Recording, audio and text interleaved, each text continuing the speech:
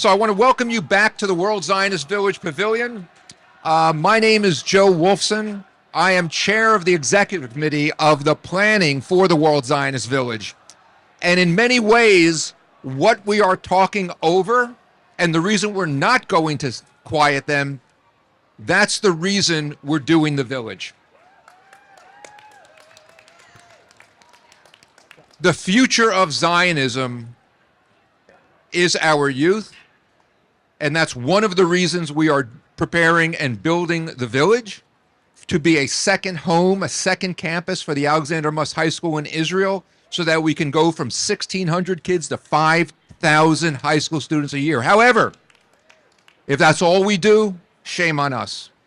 It is going to be a location for a conversation about Zionism, to teach Zionism, and to create a love of Zionism from high school students, post-high school, gap year, college interns, post-college interns, to those of us who are on the Alta Kakar side of Zionism. It's going to be a location where we're all going to be discussing, learning, and the next generations are going to learn about Zionism and understand what Zionism means, and that this is where it's going to happen. So I want to thank you for being here today. We're here for a conversation today with Shai Davidai, someone who needs no introduction, so I'm not going to waste a lot of time. Many of you are here because you know who he is. But very quickly, Shai, as many of you know, is a professor at Columbia who is no longer welcome on campus. For now. For now. You beat me to it. And the reason he's no longer welcome on campus, and this is the Joe Wolfson explanation, not the official explanation, but it's because Shai is such a strong Zionist and a strong advocate for anti-Jew hatred. Because let's call anti-Semitism what it is. It's Jew hatred, and Shai is a leader and someone we should all admire in fighting Jew hatred on college campuses. So first, Shai, before we begin, I want to thank you for all you've done. Every one of us here appreciates, and we want you to know you're not alone. And that's part of what we're going to be talking about, and I'll have some questions for you. But first, Shai, I want to turn it over to you for some opening remarks before I ask you any questions. Hey, everyone. Sorry, I'm a little bit, I don't know why I get more nervous when it's a smaller crowd because I shouldn't be the one speaking. You should be we should be hanging out. Few things before I start. We have to remember, despite all the joy, and there's so much joy there, and there's so much joy that I'm feeling being here, we have to remember the hostages. We have to remember that, whenever I speak, we have to remember the 101 hostages. Someone like Omer Shem Tov, who is a 21-year-old Israeli that's being held hostage for more than 400 days, he could have been a Columbia student. He may still be a Columbia student, so we have to remember that. The second thing I'll say is, in a way, Zionism is why I'm here. A tale of two grandmothers. One of my grandmothers, she passed away 2010. When she was 19, she was in Bucharest, Romania, and she was told by the dean of her school, she was a pre-med student, she was told, "We're sorry, you're a really great student, but we've met our quota." And that was the moment that my grandmother, Savta Lydia, she decided to pack everything. She didn't know anyone in Israel, 19-year-old, and just moved to Israel. The story of my second grandmother, Savta Lydia, next week she'll be celebrating her 94th birthday. Thank you. She was born in 1930 in Dvinsk. My great grandfather, her father was a Zionist, and in 1935 he packed up the entire family, despite my great grandmother's objections. Why were you sending me all the way to Israel or British Mandate Palestine? And they moved to Jerusalem, where they lived in abject poverty for many, many years. But many of her community did not make it. And had she not come to Jerusalem, my great grandfather not being a Zionist, I probably would have not come to live. So I think that's important to note. I've been traveling around the country the past year and trying to get people to listen to a very simple message. It's not a complicated message. And it has three parts. The first part is what we're experiencing is complex, but it's not complicated. And I'll go into details about that. The second part is maybe the most depressing part is no one is coming to save us. And the third part is we can all be doing more. Typically I speak for an hour. I'll do it very short, but it's complex but not complicated. What we're seeing in Gaza, in Lebanon, in the West Bank, in Israel, it's complex. Anyone who says they have the solution for it is either selling you something or a politician. Because there's no one solution. It's going to be complex. But just because it's complex doesn't mean it's complicated. It's actually quite simple. There is a good side. It's not a perfect side, but there's a good side and there's a bad side. What we saw on October 7th was not complicated. We saw evil and we saw defiance in the face of evil. Take that to the United States. What we're seeing right now, how are we going to solve the anti-Semitism on campuses? How are we going to solve the anti-Semitism in city councils? Some of our representatives in Washington. That's complicated. It's going to take many, many years. That's complex. It's going to take many years, but it's not complicated. What we're seeing right now on universities is just wrong, period. How we solve it, that's going, we're going to talk about it. We have been talking about it for a year. But the fact that it's wrong is actually quite simple. The second point is no one is coming to save us. Now, as a people, the Jewish people have created, when we were in the diaspora, the second time we were in the diaspora, when the second temple was destroyed, our rabbis, in their wisdom, they created the idea of a Mashiach, of a Messiah, right? Because people were depressed. They have just seen their temple destroyed. They've been dispersed throughout the Babylonian and the Middle Eastern and the Middle East, and they needed hope. And what do when there's no hope? You give people some hope by saying, one day the Mashiach will come and save us. I'm not waiting for a Mashiach. I refuse to wait for a Mashiach. When more than 1 million Jews came from Russia, fleeing the pogroms 1904 to Northern America, they also created a sort of Mashiach to save them, which was the big organizations. And those organizations like JNF, like the ADL, like UJA, like AGC, they're incredible organizations. I wouldn't be here if I didn't think they're incredible organizations. People forget that on the first 8 weeks of this war, when we thought this could be the last war, that this could be the existential war, it's these big organizations and all of you here that mobilized and fundraised so much to help Israel keep going. And I have nothing but great things to say about these great organizations. But these organizations are not built to mobilize people on the ground. That's not their mission statement, and that's not what they're supposed to do. Right? And you cannot expect an organization to do something that it's not supposed to do. Which brings me to the third point, which is we can all be doing more. We can all be doing something, including myself. We can all be speaking out more. We can all be out in the streets more. We can all be showing our Jewish identity and our Jewish pride publicly more. There's so many ways for us to fight back and to push back and to stake our place in Northern American communities. I'm not even speaking about what's happening in Israel. But it's up to us, each and every one of us, and not to wait for someone to come and say, okay, do this. Okay, fight here. Okay, rally here. And the only reason why I'm even sitting here and that you know who I am is because on October 18th, when I was at Columbia, and we were holding a vigil for the October 7th massacre. And a lot of people were speaking about their experiences and what they saw.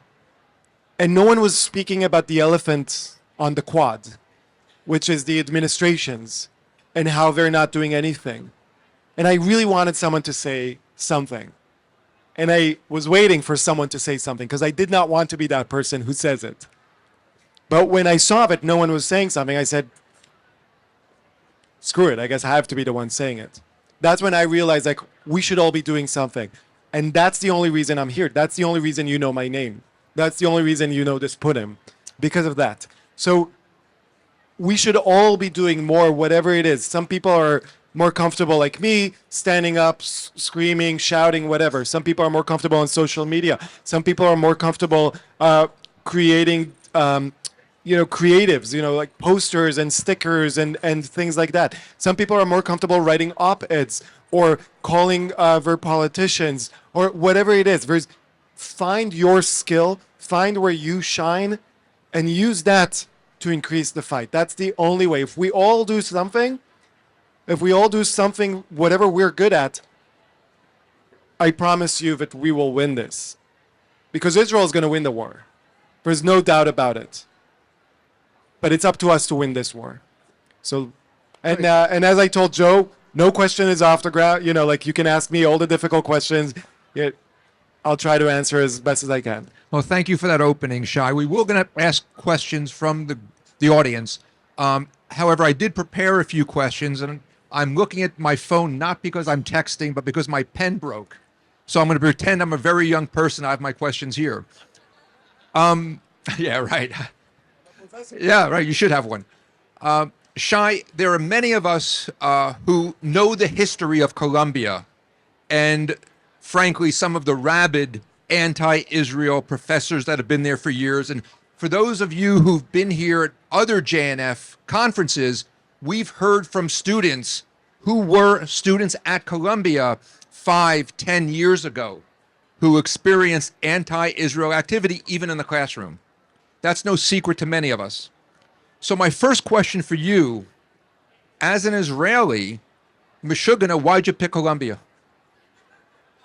And tell us about what you experienced before October 7th, and then what got you kicked off campus. Okay. Loaded question. I should have told you that my answers tend to be long. Is it okay?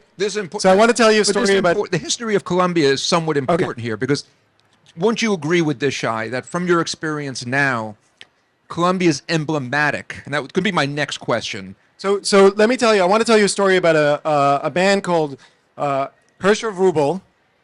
Herschel Wrubel was born in Galicia in Poland in 1920. When he was 17, out of Zionism, he left his parents, left his sisters, and moved to, again, the British Mandate Palestine. And he at first went to the north to be one of the first people that founded Kibbutz Chanita.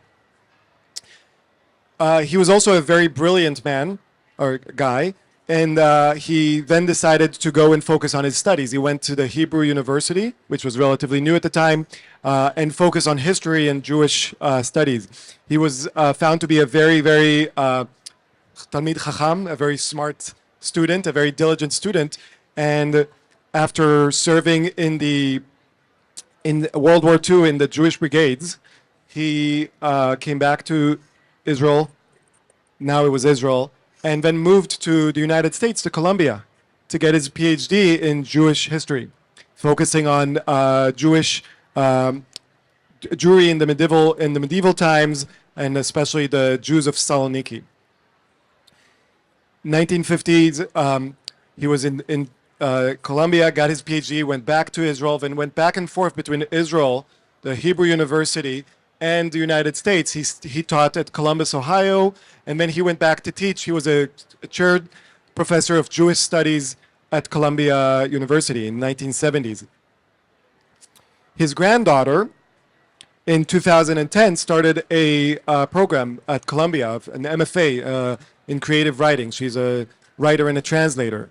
She graduated in May 2012. And in July 2012, she and I got married. So I, as someone who's, my wife is a Columbia alum. Her cousin is a Columbia alum. Her grandfather is a Columbia alum and was a Columbia professor. I see Columbia as having the potential to be one of the best schools in the world for Jews and non-Jews alike. I see Columbia's administration as taking that potential and completely ruining it. Right. So for me, it's really important to remind everyone, my fight is not against Columbia. My fight is for Columbia's heart, for Columbia's soul, and against the administration that's trying to destroy that. Now, thank you.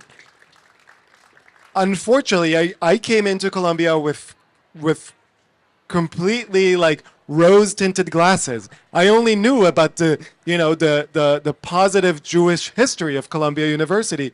I was not aware of the fact that in 1934, Columbia University had as a keynote speaker the then ambassador of Nazi Germany to the United States come and speak at Columbia.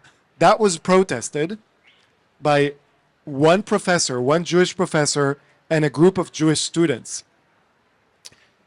That professor was fired from Columbia for protesting Columbia for inviting basically the representative of Nazi Germany, the anti-Semites. Do we see any parallels to that today? Had I known, things would have played out differently. I did not know, or I wasn't paying attention. I should have known that in 2008, Columbia University rolled the red carpet for Ahmadinejad to come and speak at Columbia. But here's the interesting thing. 6 months after Ahmadinejad spoke at Columbia, and there was a big outcry, then President of Columbia, Lee Bollinger, was invited to a conference of Jewish historians who were holding a conference in downtown New York to discuss the anti-Semitic history of the Ivy League institutions.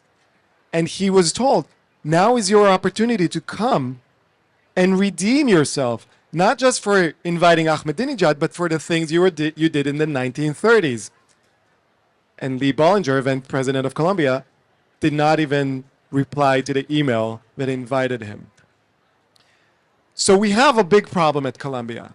And it's really part of the institution.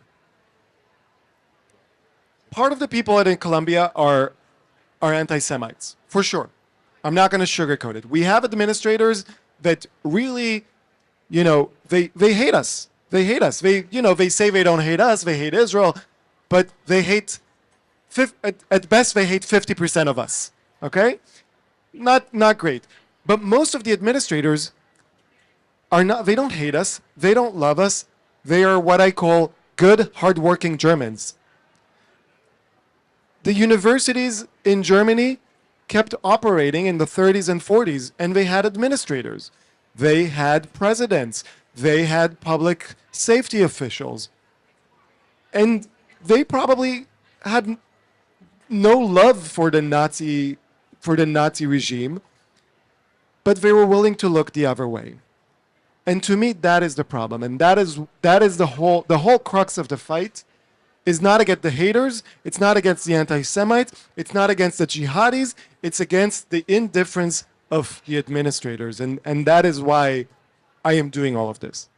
Well, let's now talk about what can be done. Because I think as we're all learning, whether it's our own institutions that we graduated from, in my case, 150 years ago, Penn, others who've been to other Ivy League campuses or colleges in the West Coast, we're seeing this surge of anti-Semitism on campus.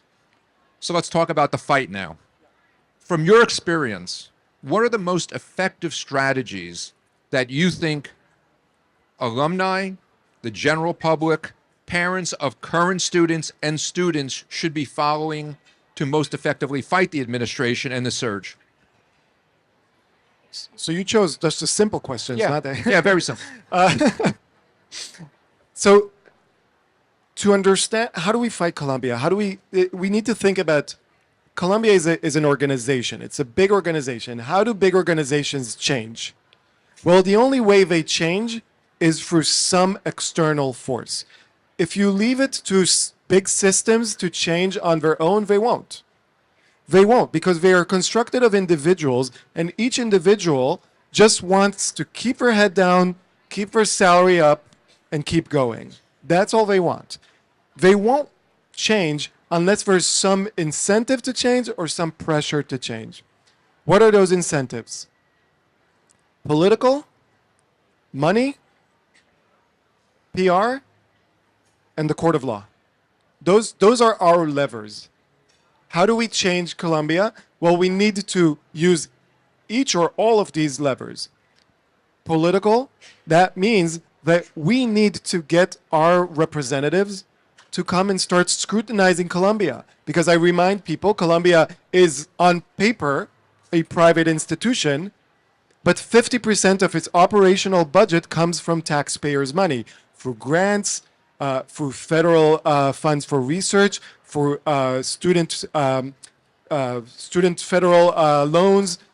That's your money. That's not Colombia's money. That's your money. And that is non-Jewish Americans' money. And we need to get them to understand that and to force politicians to come and scrutinize Colombia. That's the politics. Funds. I don't understand any donor, Jewish or non-Jewish, that keeps giving money to any of these universities. I just don't understand. There's an argument that people say, well, if this is happening when we're in the room, imagine what would happen if we're not in the room. And I say, if we've been in the room for 100 years giving money, and this is what's happening, why do you think 100 more would change anything? So I tell people, stop donating to these universities. Now, because I'm also, I don't think we should all just keep our money to ourselves. Start donating somewhere else.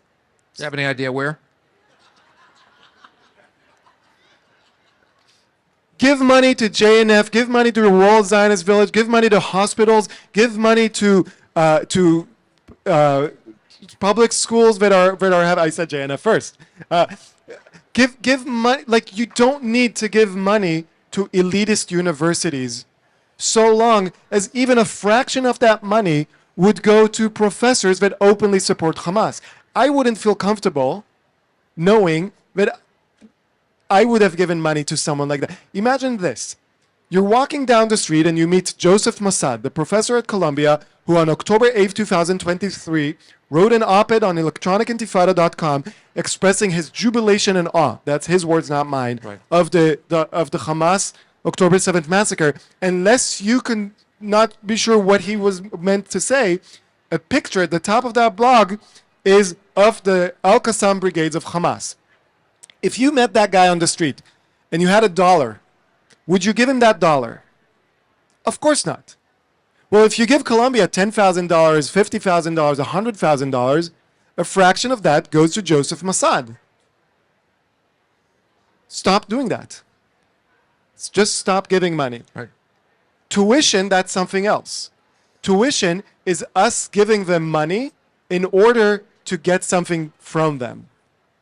Don't buy Columbia, Harvard merch. I don't understand Jews that wear like their Harvard medical school. Like, you're giving them free advertisement. Don't do that. Give as little as you can to get as much as you can back, but nothing else. So we got politics, we got money, we got public relations. If we're not going to win this in the court of law, which is what I'm going to talk about next, we're going to win this in the court of public opinion. And we all need to be speaking up about what's happening at these universities. We need to be speaking up about what's happening now, and we need to be speaking about our experiences 20, 30, 40 years ago. I can't tell you how many Columbia alums I've met in the past year who've been telling me, yeah, in 1980s, I took this course with Edward Said where he said, I was like, why don't people know about this? People should know about this. And we should be talking about the fact that these protests are not just anti-Jewish and anti-Israeli, they are anti-American. Again, that's not my words. That's the protesters' words. Non-Jewish Americans, they are not paying attention because they don't know they should be paying attention. The only way we can get them to pay attention is if we increase the public pressure and we talk more and more about that. That's what I've been doing in the past year. And finally, the court of law. You think there's too many Jewish lawyers? I say there's not enough. Send your kids to law school. Tell them, yes, you can make money in corporate law, but also you have to do some pro bono. There are so many Jewish students that need now pro bono representation. The Lawfare Project is great. Brandeis Center is great. JNF Legal is great. Stand With Us is great. But we need more and more. For the past year, I have been represented pro bono by Jewish lawyers. I couldn't afford the amount of hours, and I'm sure they can't afford the amount of hours they spend with me, but I couldn't afford it. We need to keep fighting in all these fronts. If we do this together, I really believe that we're going to put all these universities on the right track. Great. As a former president of the Alexander Muss High School in Israel, and as the current president of the Alexander Muss High School, Susan Sachs in the audience, I'm going to ask what I'm sure Susan and I believe is a very easy softball question, which is, what is the best strategy to prepare kids before they go to college so that they're ready to go to college to face this and address it and be advocates and good Zionists? That's a question that I think about a lot, and I think it's an extremely important question.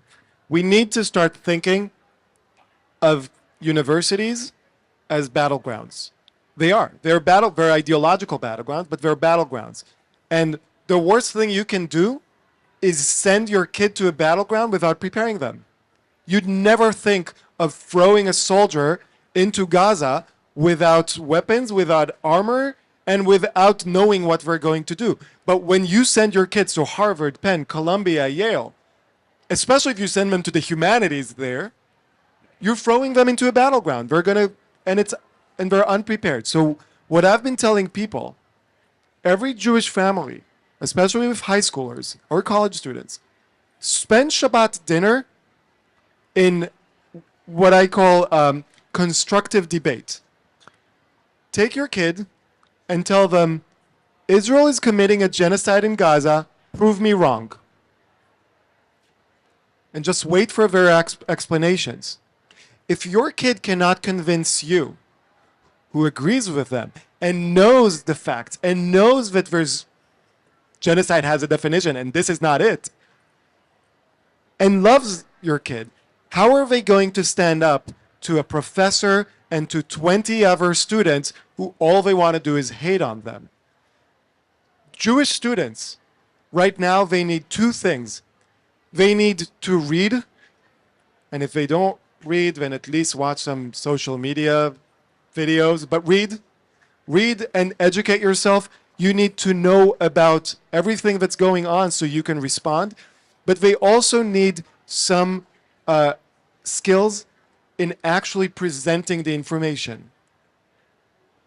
I've met so many people, young people, who know a lot. Like if they can tell you about 1948, 1947 partition plan, 1936, 39, the Great Arab Revolt, 1929, the Hebron massacre, 1920, 1921, the massacres, 1904, Kishinev, 1897. They can tell you about everything, but they don't have the ability, the skills to stand up and put that into the rhetorical skills. So that's what you need to work with your kids, because that is what they will be facing on campus. Great.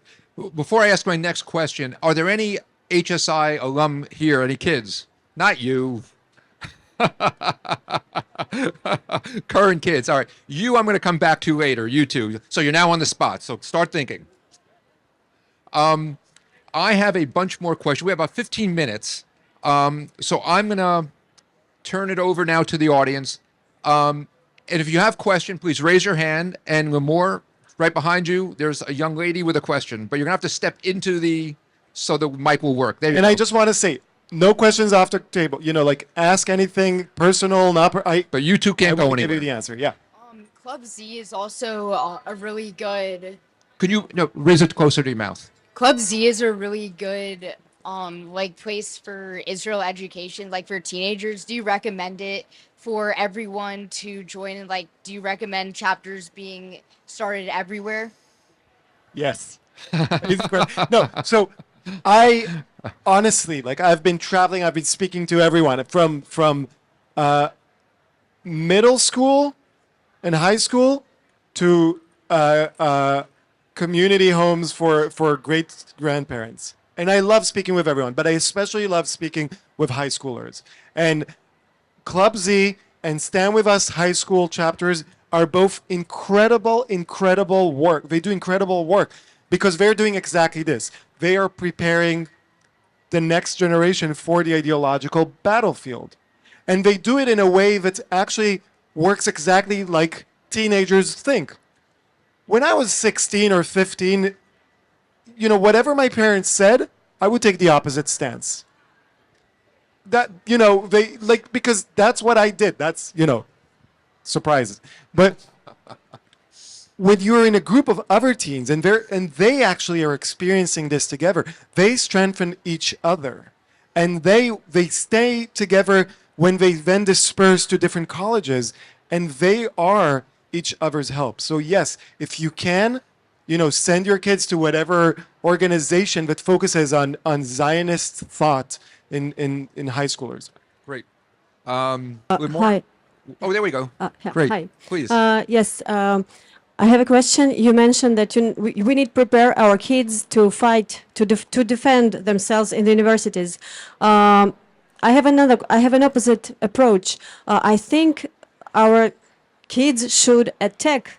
We don't need to defend ourselves because all the ideology, all the curriculum of post-colonial studies, they are based on fake factology. They are based on fake notions, and there are simple facts about Nakba, that it's a fake mythology about Nakba, that Israel never attacked first, that it never stole any land before 48, and after it was just military losses, not anything else.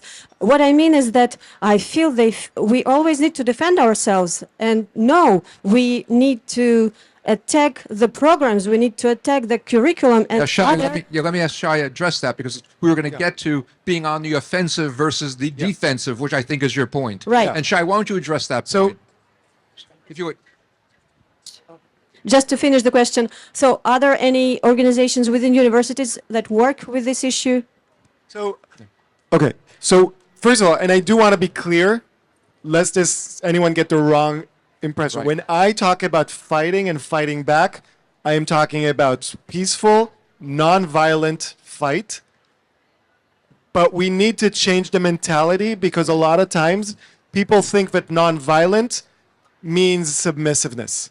I do not mean submissiveness. I mean standing our ground and not letting, and physically or ideologically, and not moving when someone comes to you, and I'm just going to stand my ground. You've probably seen videos of me doing this. Just standing there, and I never throw the first punch. Never in my life have I thrown the first punch. I have been punched, but I've never thrown the first punch. But I will never cede my ground. And that is the non-violent and peaceful, but still fight. Now, do we go on the offense? Look, we're playing two different fights. One fight is a whack-a-mole. This anti-Semitic professor, this jihadi ideology, this administrator, and we have to do that. We don't want that, but we have to do that. That's the reactive. The proactive is show a Jewish pride on campus. Make Jewish life on campus a fact. I don't even need to explain myself to anyone about 1948, 47. I don't need that. 1967, 1970. I know the fact. I don't need to explain. But we need to just have Jewish clubs on campus that show Jewish movies. They don't have to be documentaries. It could be cultural movies, right? Jewish music, Israeli music. Just wave the Israeli flag, sing Hatikva. That is already a fight. A lot of people talk about Hasbara. Hasbara comes from to explain. I don't do Hasbara, despite what Al Jazeera have said about me, which is kind of weird being on Al Jazeera. But I don't do Hasbara. I do what I've been calling Haspara, meaning the word sipur, story. I tell my story. Hasbara is explaining myself to someone else. They tell me it's like letting someone else lead. I don't let anyone lead. I tell my story. That is my fighting, right? If they are wrong, I will tell my story and show how they are wrong. But I will never, I will never debate someone about whether Israel has a right to exist. I don't need to explain why I have a right to exist, period. That's not something that I need to do. But I will show people that I exist. I will be proud. That's why I started wearing my Magen David, to show that we are here, we are around. And one of the things that I ask people, don't, answer to yourself. But if someone saw you now, not at JNF, but on the street, would they know you're Jewish? Is there anything about you that would tell them that you are Jewish? We cannot complain about being an invisible minority, but then also not make ourselves a visible minority, right? So some of you are wearing your dog tags, some of you are wearing your yellow ribbons, which is not a Jewish sign, but it's, it's affiliated. Some of you obviously have your yarmulkes on. I have my Magen David, but something to show people that you are Jewish. If we are Jewish, I always say this, they have made being Jewish a public statement. So let us be publicly Jewish, and let us protest every single day by being publicly Jewish. Great. I actually want to turn to our two young ladies over here. For those of you that aren't familiar, yeah, I know, they should be. For those of you that don't know, the Alexander Bus High School in Israel is a program for American high school kids who go during their academic year, study their secular curriculum on track with their high schools that they leave, but they go live in Israel at the Alexander Bus High School campus and also learn Jewish Zionist history.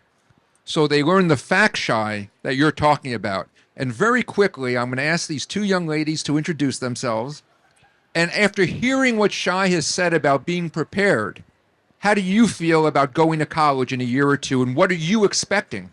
And Shai, I'd like you to respond to them.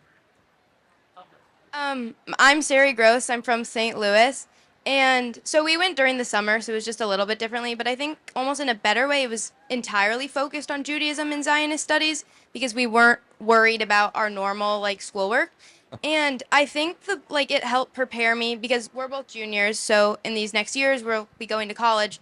And I think it really just prepared me with the facts and the truth because you're there, you're seeing the history, you're being taught by these incredible people that have studied this their whole life. And I think now I feel like I'm so much more knowledgeable and empowered, and that Alexander Muss really has equipped me with the tools to combat this hate and division that's on college campuses. Great. And we're about to get a Me Too, is my guess. Hi, I'm Siobhan Belkind. I'm from Wilmette in Chicago. And yeah, I agree with everything Sari said. But I also think it's really helpful because, especially even at my high school, there's been a lot of issues with anti-Semitism. I go to a pretty big high school, and I think just having the knowledge, like Sari said, but also being able to see things with your own eyes, having pictures and videos of things, knowing that they are for facts true. And I've done different programs about combating anti-Semitism, the LFT program at AJC and things like that. But I think actually being there and seeing it with your own eyes adds such an extra level to it. And being in a place where you kind of know that everybody agrees with you at least on one thing. Being in Israel, you know that nobody is, everybody obviously there is pro-Israel. And so just being surrounded by people that believe you and have similar beliefs is just really impactful and helpful. Great, thank you. Now, Shai, You give me a lot of hope. yeah. Shai, I have some follow-up questions to that, actually.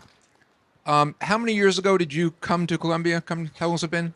I heard you say that before. I joined Columbia 5.5 years ago. And how many years ago did you come to the States? You were before? I've been in the States since 2010. Right, okay. But don't tell my mom. No, never.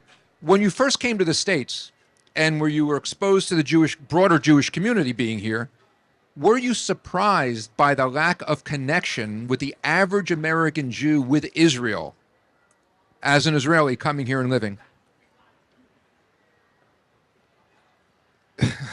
That's a loaded question. Yeah. So I would say two things.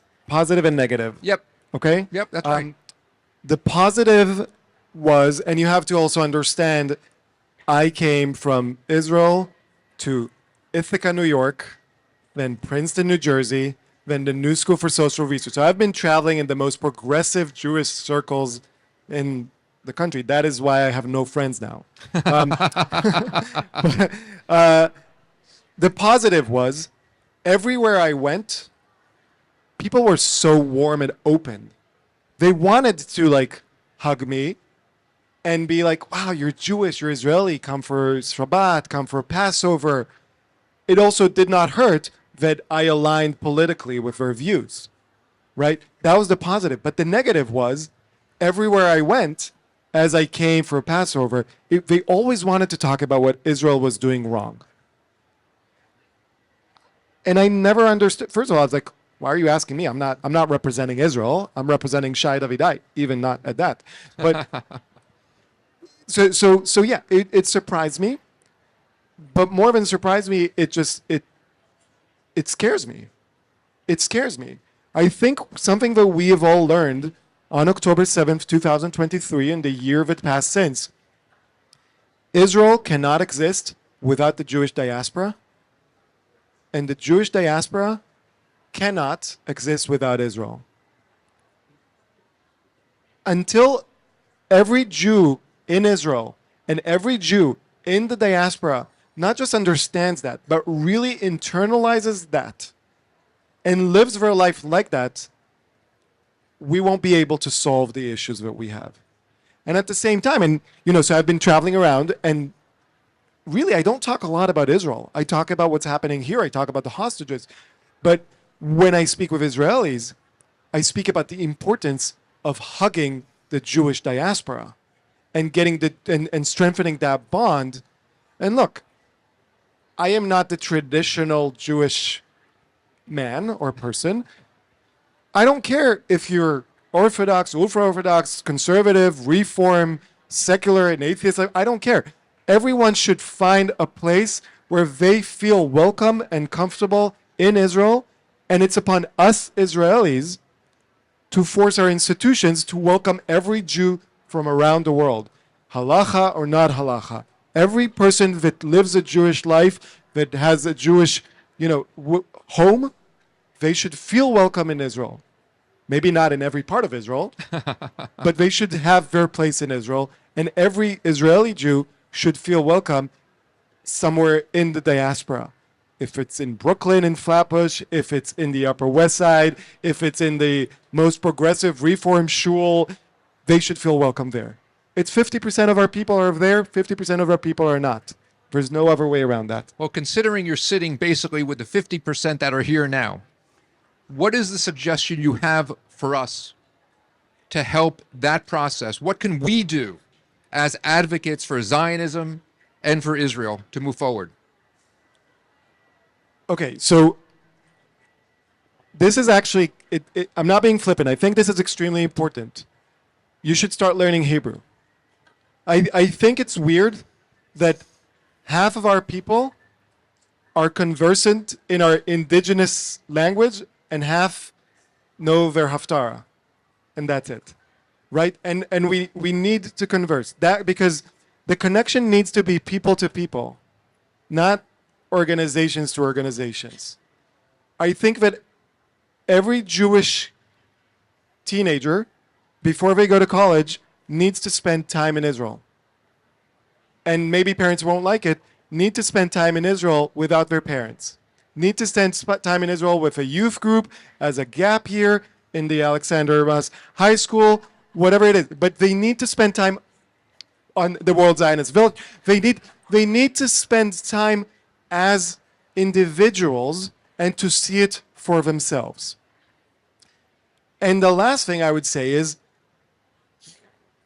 every community needs to start opening up and creating opportunities for Israelis to come and live in the community as shlichim, but also just come and visit. I saw, for example, I was in Toronto. I met this great organization called Tafsik, grassroots organization started after October 7th. This past summer, they brought in 40 teenagers from the northern kibbutzim that have been away from their home for more than a year and put them in a Canadian Jewish summer camp. I promise you, those 40 Jewish Israeli kids and however many Jewish Canadian kids that spent the summer together, that bond is for life. Some of it is probably romantic, some of it is platonic, but that bond is for life. That's how we got to do this thing. Yeah. Great. Well, listen, Shai, I can't thank you enough. Unfortunately, I have to cut us off because the plenary is about to begin. Thank you for all you do. We are Thank always you, here everybody, for you. really.